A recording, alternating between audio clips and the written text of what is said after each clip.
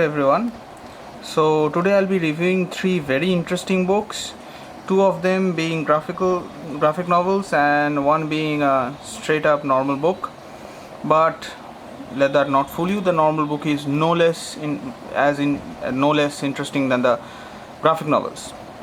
So let's start with the first book, The Secret Lives of Color by Cassia St. Clair. So these are embossed, so all the colors, these are all by the way different colors and all of them are slightly depressed. The cover is like that, and then there's a 2-page spread of wide range of different colors. So essentially what this book is about is it details how how different colors came upon its name, where it originated from, and how it went on, and with a sample of the different colors. So start with the book. So it says, as a dedication: for Falula, the purest and most thoughtful minds are those which love color the most. It's by John Ruskin, The Stones of Venice, 1851 to 3. I have no idea, but well, yeah. So you can see, too often histories of color and what few there are limited to the most recent periods and to artistic matters, which is very reductive. The history of painting is one thing, the history of colors is another, and altogether more vast, by Michel Pastoureau, and that was in 2015. So it starts with building the palette, and there's a very interesting history. So it goes, and the book might be about named The Secret Life of Colors, but then the beauty of it is that it goes on to tell you what and how colors came out to be. For example, let's take a color. So let's start with what the different colors are. So here you can see the different colors. So this is how all the colors are categorized in the book. So it starts with something grayish, then goes on to the different color shades, and then goes on to white. And even in white, as you can see, there is fairly a lot of different colors in white. Before this book, frankly, I had no idea that there were so many different kinds of white. So this is a midway page, lead teen yellow, and you can pause and read a bit if you want about red teen yellow. So I'll take it slow. Hopefully you can read it.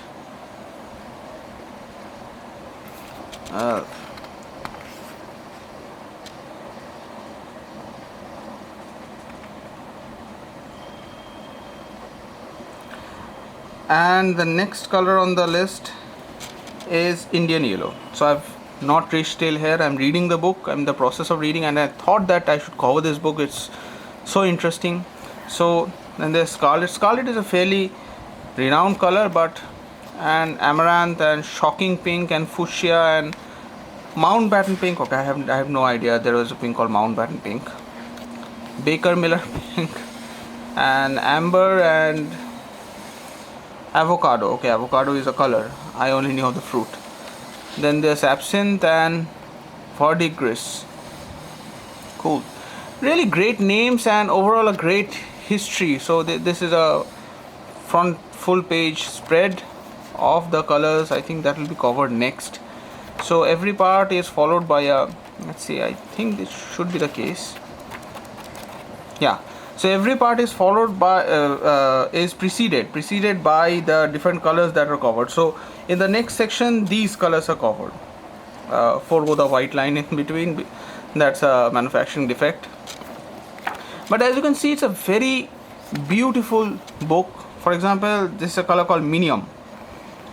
So in the opening page of Gladzor Gospels, the text is pressed beneath a heavily gilded pediment decorated with a portrait of a tonsured saint.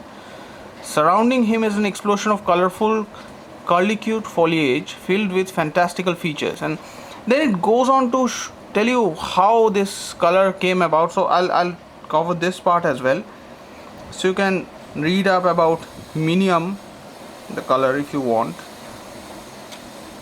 You can pause and read about Minium. So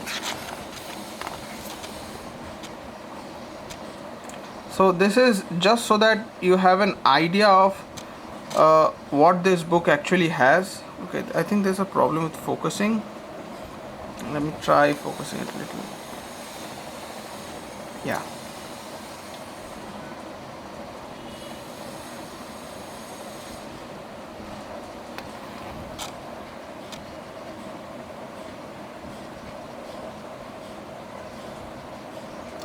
So as you can see, it's a delightful book. And then, oh no, it ends with black. So this end is just end notes and glossary, I think. Yeah. So glossary and end notes. It's not white. White is, I think, at the very beginning. Then. Yeah. Just at the beginning. Yep. It's not just gray. I thought there was a section on white at the end. So white and gray is covered at the very beginning, and then it goes on to silver and so on.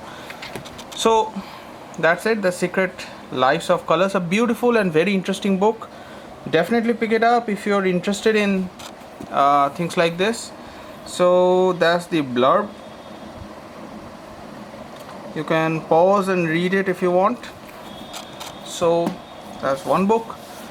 Coming to the next book, this is a very famous book and highly controversial and heavily criticized, but at the same time extremely interesting. So there's a blurb at the back.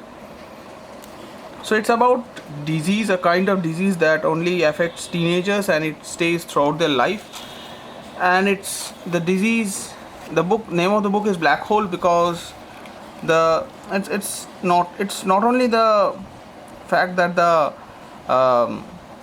disease can occur in different ways, including holes, but it's kind of symbolic as well because it sucks away your whole identity except just by the disease. So what happens to a society when a very unknown disease with different symptoms occur only in teenagers and how they deal with it. So yeah, so this is the blurb, and then I'll show you the artwork a little. It's an adult book and this is highly controversial and not for everyone, I would say, but the artwork is very very different than your usual artwork. So as you can see, the sections are divided very interestingly.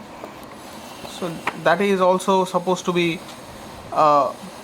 symbolic of something. I'll not be giving away the plot, so I'll not be telling you, but you have to go through it in order to understand how the book is. You can read about the book and its summary in GoodReads. So just a little look at what the book is and the artwork.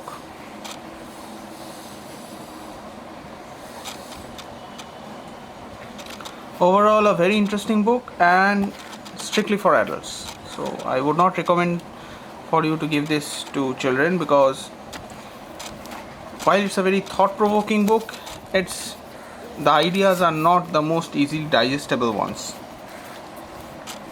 and you need a certain kind of maturity in order to read it, to understand it, comprehend it to its full capacity.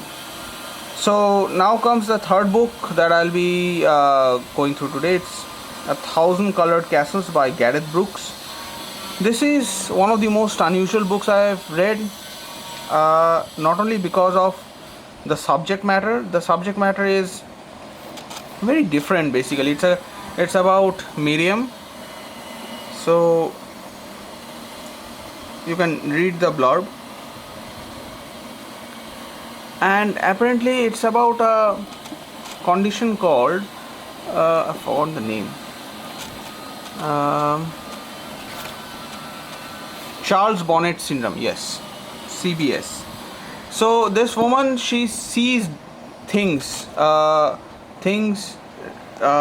like very realistic things which are obviously not real, like these people. So she sees things in daily life and she can't comprehend reality from